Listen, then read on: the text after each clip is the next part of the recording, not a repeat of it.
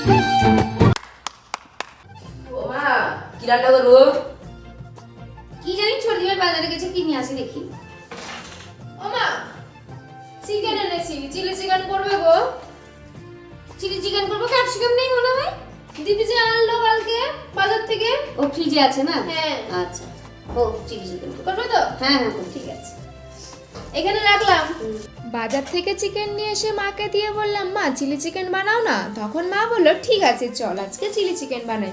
তো এর জন্য মাংসগুলো ভালো করে বেছে নিয়ে তাতে লবণ, হলুদ, লঙ্কা গুঁড়ো, গোলমরিচ, জিঞ্জার গার্লিক পেস্ট আর কর্নফ্লাওয়ার দিয়ে ভালো করে মাখিয়ে নিতে হবে। এরপর কড়াইতে সাদা তেল দিয়ে চিকেনগুলোকে ভেজে নিতে হবে। আর এখানে লাগছে ক্যাপসিকাম, পেঁয়াজ আর কাঁচা লঙ্কা। আর একটা ছোট বাটিতে মিক্স করে নিতে হবে 2 tablespoon ketchup, 1 tablespoon soya sauce, chilli sauce আর লাগছে কর্নফ্লাওয়ার আর জল। এগুলো দিয়ে ভালো করে মিক্স করে নিতে হবে। এরপর কড়াইতে দিয়ে দেব কেটে রাখা পেঁয়াজ। পেঁয়াজগুলোকে খানিকক্ষণ ভেজে নিয়ে দিয়ে দেব ক্যাপসিকাম, কাঁচা লঙ্কা আর টমেটো। এরপর স্বাদ মতো লবণ দিয়ে ভালো করে ভেজে নিতে হবে। ভাজা হয়ে গেলেই মিক্স করে রাখা সসগুলো দিয়ে খানিকক্ষণ নাড়াচাড়া করে ভেজে রাখা মাংসগুলো দিয়ে দিব। দেন ওই বাটিতেই আরও কিছুটা কর্নফ্লাওয়ার এবং জল মিক্স করে দিয়ে দিতে হবে।